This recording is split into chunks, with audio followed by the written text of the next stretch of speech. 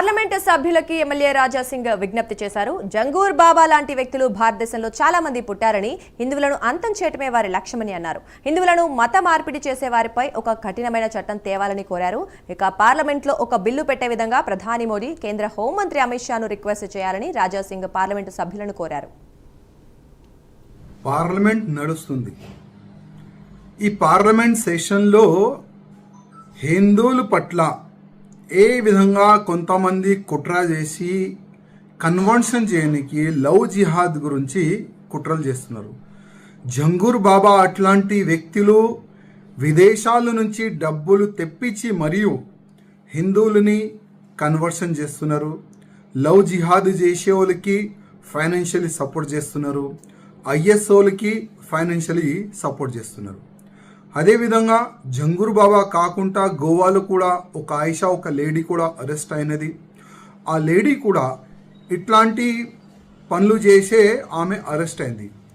ఆ lady target కూడా ఒక టార్గెట్ ఉండే, హిందువులని కన్వర్ట్ చేయాలి.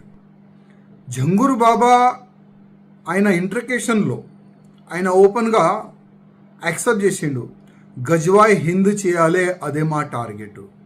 భారతదేశాన్ని ఒక ఇస్లామిక్ కంట్రీగా మార్చాలి, అదే మా టార్గెట్.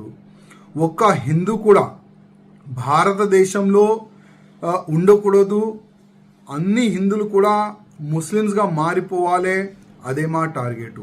ఆయన ఇంటర్కేషన్లో యాక్సెప్ట్ చేసిండు. ఇవాళ పార్లమెంట్ నడుస్తుంది. చాలామంది ధర్మం పట్ల మాట్లాడే అట్లాంటి పార్లమెంట్ సభ్యులకి నా ఒక నివేదిక, మీరు ప్రధానమంత్రి మోదీ గారికి అమిత్ షా గారికి ఒక రిక్వెస్ట్ చేయండి, ఒక బిల్ పెట్టండి, ఒక కఠినమైన ఒక చట్టం తయారు చేయండి. ఎవరైనా హిందువులని కన్వర్ట్ చేయడానికి ప్రయత్నం చేస్తే ఆయనకి ఉరి శిక్ష పడే అట్లాంటి ఒక చట్టం తీసుకొని రండి.